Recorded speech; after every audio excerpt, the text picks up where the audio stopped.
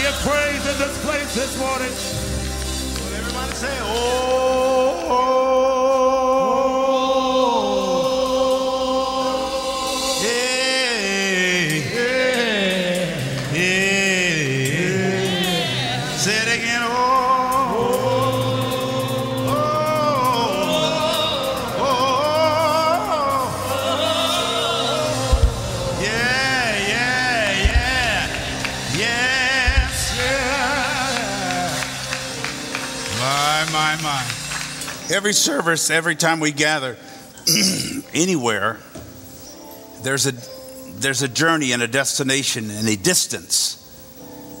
There is a objective, some kind of place we want to arrive at. And particularly in service when we worship, but in life in general, we want to go somewhere. We want to experience another aspect of ourselves that we would not have normally experienced. We're trying to create something that reminds us of a reality that we believe in or that we once knew, even if pre-incarnately, before we got here. We did a lot with memories and memories, nurturing an experience. I'm just sort of reflecting now. Nurturing an ideology or an imagination, even a fantasy of something somewhere in our souls we remember experiencing and feel, at least momentarily, that feeling is distant from us. So we're like feeling ourselves around, whether that's having a meal, drinking a glass of wine, watching a comedic show or a comic make us laugh, or soaking in your tub, or riding along the Arkansas River when there's water in it, holding a flower, holding somebody you love, reading a favorite book. But we're looking for something. I cannot tell you what that is. Only you could tell you what that is if you know what it is. But what are we looking for? What do we want?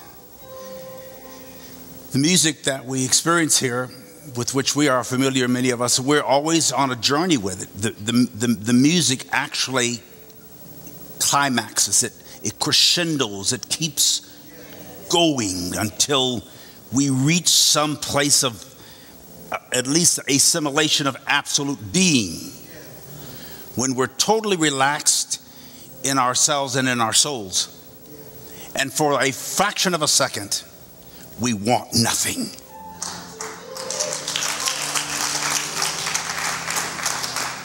And of course, the longer we can extend that nothingness, if that means take another swig or whatever people do to do it. From our background, we would do what Pastor David was leading us in for hours until you transcend something and you stop hurting and you stop questioning for a minute and you stop wanting or feeling a sense or an illusion, if you will, of lack. It's crazy. It's powerful, and people go about it in various ways. Religion is the most prominent. But then some people never go to church. They just go to a football game or some sports activity or some bar, and they do something. Some of y'all can tell me what they do. But there is a journey. There is an experience. And I'm happy to be on the journey. I love it. It's a journey without distance. You just get there, and you are there. You know you're there, and then maybe you think you're not. And then you find out you always were. You know you're there, but you don't believe it. So that's what I talk about. I've been into this whole idea of what you believe and what you know. And thank you for coming today. It's always a treasure, as well as a blessing to be among you and to share and to think out loud. I'm talking about the science fiction or fixation of faith. The science, which means knowing. The fiction, which is experiencing something that's not provable. And then this fixation of faith. We seem to be always fixing our faith because we want to believe in something or believe that something can occur, will occur, should occur. We all believe it should occur. We sort of think that it might occur. And even today, it's like going to a casino and whatever you, I've never actually done that, but you pull the lever, yes, and hoping to hit the jackpot. Has anybody ever done that? Hit the jackpot? If you haven't, indicate so. Don't be ashamed, because we'll take your offering right now. Even if you don't hit the jackpot, you hear somebody else doing it. You're supposed to, at least. And hearing somebody else hit the jackpot suggests you might be next. And so thousands of people sit in those stools and they put the money or quarter, whatever it is, in the slot. Keep helping me, you gambling fool. And that room is full of faith. Just push a button now. You don't even have to pull the lever. When did you do it last? Just the other day. That's the Lord. We're dancing through so many transitions. It's just pretty powerful. A week ago, we were in Los Angeles. I think was it a week ago? It'd be 2 weeks we were in Los Angeles. Pastor David was with me. I asked him to come out. I had to appear on an Aretha Franklin concert in Los Angeles. And I have not been in the best of voice for a number of years. And so she said, you can bring your own musician, because she has great musicians and I know them and they know me. And I've appeared 3 different times with them in Radio City Music Hall and Constitution Hall. And we were at the Nicoya Theater. What is it? Nikia. Microsoft Theater. Now it's called the Microsoft Theater in Los Angeles. Yes. And it was packed. And but David came, and he came to my dressing room, and he just did me some vocalizing. He just said, okay. He made me stop and rehearse my voice, because I was a little bit nervous. And I'm never nervous when I know what I'm doing. But I've you know, if you're gonna get on stage with the Queen of Soul and Gospel and don't know what you're doing. And of course, she knows about the struggle, and she's coming here recently. Here in October. I think I got a call the other day. I'm not sure, because her calls are always anonymous, and I didn't answer it. But I remember thinking how David was coaching me very lovingly, very tenderly, with a lot of patience. You can do this, Bishop. Don't worry about it. And I didn't have those in other times, but I was feeling insecure about something I do. And I guess we all experience. I'm a recording artist who has won awards recording, but I never considered myself. That was never one of my big. I accidentally did it. You know, it was not one of my objectives to be a recording artist, but I love to sing. It wasn't high on my list. It was on it, but just not high. And so, but I do sing, and I love to sing. And then that which with you are most familiar, when it's challenged because suddenly you can't do it as well, or you assess that you cannot do it, then you get intimidated. Timidity is the root word. The timidity, this fear of almost cowardice. And all of you go through it. All of us go through these periods when we feel inadequate. Talk to me, somebody. And you get intimidated about maximizing your potential. That can happen any day on your job. It could happen in anticipating a conversation with somebody you love, from a sibling to a spouse to a child, offspring. Why do we go through these things, and are they illusions? How do we correct them? Why do we even believe in them? Why do we believe in failure? Or why do we believe in inadequacy? Or why do we believe in lack? We believe in failure and lack and in inadequacy because we also believe in what we might assess to be perfection. You believe in the exact opposite. You believe in what you doubt, and you doubt what you believe. Talk to me, somebody. And in between, you know something. That's why we are here. The difference and the distance between what you know and what you believe, or what you believe you know, and maybe what you know you believe is a mystery. What do you believe you know, and what do you know you believe? Can you answer that question? Because I sure would heaven king. What do you believe you know? And what do you know you believe? Your God is real. Anybody else's God real? It's various gods in here that's real. Now that's a term I've heard all my life. I know God. I know God is real. Yes, God is real. My soul. God is real, for He has washed and made me whole. His love for me. His love for me. It's just like pure gold. We grew up with that. My God is real, for I can feel Him in my soul. Now watch that. My God is real, that song says, for I can. What if you couldn't? Mother Teresa went through long periods now since her death. In her journals, she reports that she went through long periods of the dark night of the soul. She did not feel God. However, she would describe feeling God. And how would you? What do you describe, because you may not be able to define it, feeling God? Feeling anything. Is it an emotion? Is it sensual? Is it psychological or spiritual? And what does that mean? Everyone has their own description or definition of it. Do you know what you feel, or do you feel what you know? And do you believe in any of it? Or do you believe all of it? Think about it. When we were coming up, somebody was shouting, think about it in church. We got a lot of affirmations in church because there was a lot of vocal response and affirmations. And say that, preacher. Yeah, that's right. I know that's true. Amen, amen, amen.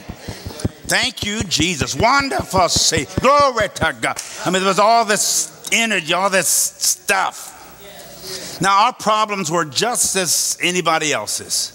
But the placebo of religion convinced us that we were in good treatment. 80% of placebos work because people believe they work. The word placebo means to please. It pleasures you. It's psychological. Psychosomatic illness. Psyche is the mind, soma is the body. When you feel like you think, you start to think like you feel. And vice versa. What do you think you feel? Well, I feel what I think well, knowing or seeing takes a different set of muscles than believing and thinking. Amen. Emotionally. What do you know and you see? It takes a certain amount of muscles than to believe or to think or to imagine or to fantasize takes a different kind of muscle. It's called the vicissitudes of life. A vicissitude is a change of circumstances or fortune, typically one that's unwelcomed or unwanted, one that's unpleasant. There is no life without conflict. There's no reality that we know of that's without conflict. Literally an alteration or even an altercation. You've had both. We're trying to alterate. You go to the altar. You go to the seamstress for them to alter your garment. You don't throw it away if you really like it. You just have it altered. So our sizes change, or our garments shrink or tear, or we get something. We're always going through some kind of alteration, usually because of some type of altercation. Talk to me, somebody, again. And even if you haven't had a severe altercation, you still feel somehow inadequate, and you go through some kind of shifting. You're trying to fix stuff. It's called fixation. And here we are, fixing something now. What do you believe? You've heard me answer this anytime, but why do you believe it? How do those beliefs add to or subtract from the quality of your life? We tend to fear what we don't know, or what we think we don't know. Fear is the most boring thing about us.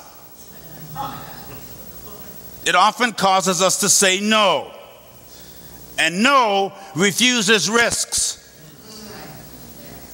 No does not have faith, except in what no fears. You've heard it said, fear stands for false evidence appearing real. No doesn't negotiate or navigate. It avoids curiosity. No avoids inquiry. It's non-creative. But yes, creates. And creation itself, like love, is a risk. Talk to me. Would you risk creation? Now remember, we are created beings. We tend to believe we are.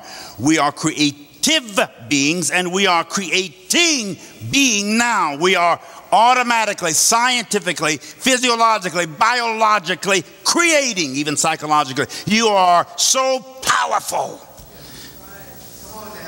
Your greatest intimidation is that you can create. Your greatest reality, and sometimes the thing you ignore the most, is that you really do have the power to create or to invent or to change something. You know you can do it. And when anything suggests otherwise, you get defensive. Turn to someone and say, I know I can do this. You almost feel like you can do anything because you can. Look what we humans have created. Anything from technology. You ought to watch the History Channel. I've spent hours watching the History Channel. Anything from alien visitations to UFOs and to science and history. Most folk don't know that Thomas Edison not only created the light, he created the electric chair. And he went through great drama when it was first used, as he deals with electricity and the power around us. And when Galileo, made the telescope, that was actually to look at ships coming in, but he started looking up into the sky, and then he saw Venus and Mars, and he saw circles, stars circling, and he saw other galaxies. And I don't know how he at that time could create such a telescope and telepathy and kinetics and telephones and telephonic and tell a man, tell a lie, testify and test a lie, testimony and testimony. We got them all. Now this is life. These are the different. This is the science. And remember when I say science, and I just want you to reflect on what you know, because I can't tell you what you know. You know what you know. You tend to forget what you know or ignore what you know. Gnosis is the Greek word for knowing or knowledge. There's prognosis and diagnosis and ignosis. Ignosis or ignorance doesn't mean you don't know. It means that you refuse to acknowledge what you know.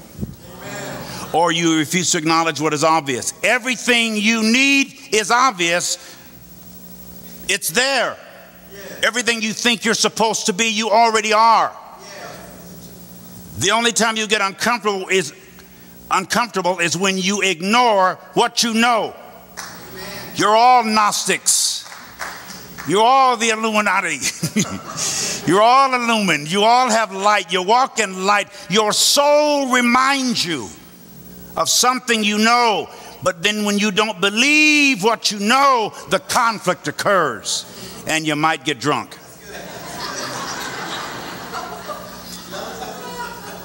Your soul knows all this. Your cells have divine pronounced memory. And you can't stop what you know. You can either ignore it or acknowledge it. At this state in my life, I'm starting to acknowledge what I know and what I forgot that I know. My memory is coming awake. Some people think when you get older, you start forgetting stuff. I do forget things, but I'm remembering more. And the things I forget, I probably need to forget. It's the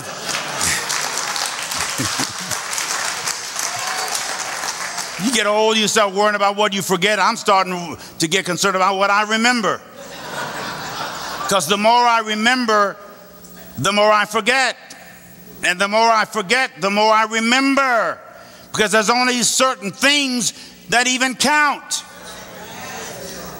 in the long term. Talk to me, somebody. So there's this science, and there's fiction, and there's fixations with faith. Science is knowing, faith is believing, and they are often in conflict. They don't have to be, but they tend to be. And when what you know in your soul and believe in your head is in conflict, you start fussing, cussing, feeling awkward and inadequate, and you start panicking, and you start believing an illusion or a lie, or you start feeling deceived or self-deceived. And nothing is more insulting than to be deceived by your own self, because you have no one else to blame. That you misinterpreted, you didn't get it. You created something that's inadequate, or that's inaccurate. That's a better term. See, words don't always have meaning. They just have usage. And we got to be careful about that. In other words, the monster under the bed is always smaller than the one who fears it. Name the monster.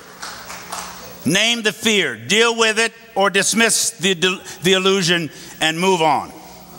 If you just have to have a monster under your bed, give it a name. And tell it to get to heaven out. If you just have to have, isn't it the scripture says that Jesus said this, have I not chosen 12, and yet one of you is a devil? So if you just have to have a devil, let it be one you chose. And then tell it to get on down. Do whatsoever it's supposed to do. If you've created your own devil, then tell it to do what it's supposed to do. Give it its orders. Don't let it give you orders. Give it its orders and move on down the line. Don't wrestle with a devil the rest of your life. If you have one, you chose it. If you have one, you chose it. Talk to me, somebody. So, name the monster, deal with it, or dismiss it. Remember who you aren't isn't interesting. Only who you are is. Say that who I'm not is not interesting. Say, I am not interested in who I'm not. I'm only interested in who I am. There's so much in my amness. You can be fully intrigued with your amness, with who you are. Don't worry about who you aren't. Or what you're not. Or what you perceive you don't have. You really are incredible. You are credible, but when I say incredible, that means you're really fantastic. But you know, when you say something is incredible, it means without credence. I mean, it's not believable. So it's really a misnomer. But turn to somebody and say, you are awesome. Come on, say, you're awesome. And there are side effects to being awesome. So we talk about the science, the fiction of fixation of faith. Science is a systematically organized body of knowledge on a particular subject, generally based on observation or experimentation. Okay, when you experiment, an experiment is a scientific procedure undertaken to make a discovery, to test a hypothesis, or to demonstrate a known fact. That's an experiment. Now, most of us are experimental. We're trying to prove a fact. Why you think that's important, I don't know. But we inadvertently are always trying to prove a fact. We're always trying to somehow test this hypothesis and demonstrate this fact and prove something and adjust something or project something. We do this to ourselves all the time and to the people around us. It's a habit. I'm not saying it's bad or good. It's just, it is. Say it. It is what it is. And it is what it ain't. I mean, it is what it isn't. What if we often say it's not the destination, it's the journey. What if the journey is the destination? What if that's what all there is movement? I heard Oral Roberts say one time, and I didn't really understand. He said, I don't know how to arrive. I just know how to keep on going. Because we were on the board, and he never arrived. As soon as he got one, he was on to the next and on to the next. My class 75 bought him a rocking chair and presented it to him in chapel. And he got ticked. I mean, he refused to even look at it. I'm not sitting in it. I'm not looking at it. He was thinking about the city of faith, and we didn't know it. Evelyn said, honey, can we just sit in? I want to just sit and hold my babies now. We're sitting in the $500 million deal. He had the $250 million. I'm not. I mean, he really it hurt our feelings. We were all in counseling. The whole class went into therapy because the president refused to, not only to sit, he refused to even look or acknowledge. He felt we were imposing on him retirement, that we were telling him that he had finished. We had no right to tell him that. Nobody has the right to tell you you're finished. We meant well. We meant well. People often approach me with, oh, we really used to like you. We used to go to your church. You used to really be something. It's like, if you don't get out of my face. They mean well, but they're reminding you of another experience of you that they had and liked and prefer. You do that to yourself often, especially as you age. Things slow down. You start remembering how things used to be. It's the power of suggestion, and you do it to yourself. You use suggestions to suggest. What if spirituality is a journey without distance, just distinction? No distance, just distinction. Say that, please. This distinction is a difference or contrast between similar things and perceptions. To distinguish is the skill of managing to discern something barely perceptible, barely recognizable. Wrap your arms around yourself like this. You're on an exploration. You're on a trip. In fact, you are a trip.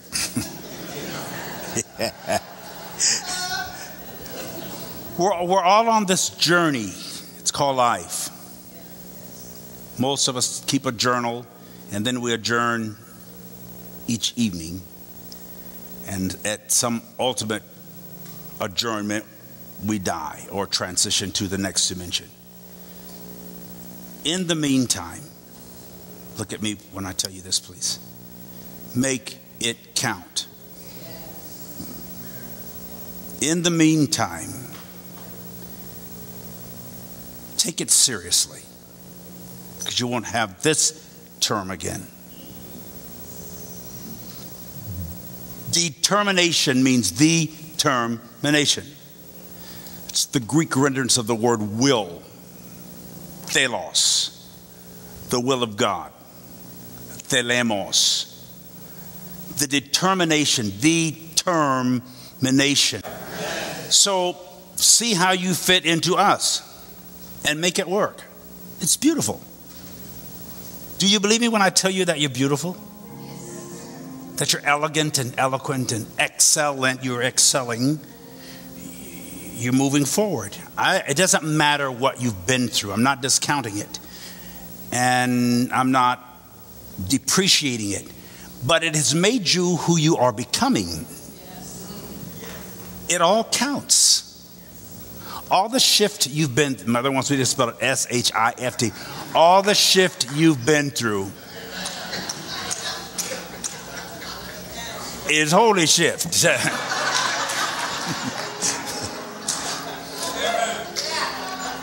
So get your shift together. You moved around. That's powerful for me. I say that to myself. Get it together. Work through your shift. Walk through your shift. Don't whine through it. Walk through it. Work through it. Make it happen. Deal with it. Release what you need to release. Go on to your next level. My dad's been gone since March, 2 days after my birthday. So every time, it's always difficult to go out to my mom's house, except my mother is there. So it's not just the memory of my dad who isn't, the reality of my mom who is. So if I peek in his room and say, hey, Pops, out of respect, the love of his life is still here. My mom, the love of my life. So you go through the pain and the pathos and the posture of transition. How many of you are losing folks? Every time you turn around, there's somebody. It's like the preacher got up in church and said, folks are dying that have never died before. They're just... Every time you turn around, somebody else is dying. The Jordans were in Chicago to eulogize Sarah's sister. And while there, John's sister, who lived here, made her transition. So they left Chicago after eulogizing her eldest sister, came back home, repacked to go back and eulogize his eldest sister, who was 97. See, they don't look at, they're old, those are old people, right? Do like this. Shift that old self around. Move that energy around. Stand up. Let's shift something. Come on. Be scientific. Do the experimentation. Enjoy the experience. Enjoy the exposure. You're here to experience your own divinity. Expose your own divinity. And expel what doesn't count. Shift it around again.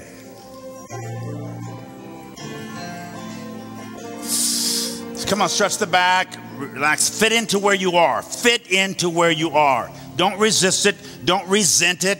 Wear the garment that's on you. Adjust to it. And have it adjusted when it needs to. I love you. I so believe in you. I send you forth now to your next destiny and your next journey, and enjoy the trip. Insist on enjoying it. Say, I am fun and sometimes funny, and I will have fun. Say to the person next to you, don't be boring. Find something to do with your life. You're my brother, you're my sister, so take me by the hand. Together we will work till we're done. There's no foe that... Thanks for tuning in online. We are so pleased with all the different people who have been tuning in from all over the country and all over the world to our ministry and what we're doing at All Souls here in Tulsa. If you have a chance to send me an email or connect with me in some way, let me know what you're finding, why you tune in, and what you're getting out of it. I would love to hear from you. I'm always pleased when I get messages from different people who tell me all kinds of things about the impact of All Souls Tulsa's ministry on them and their lives and their families.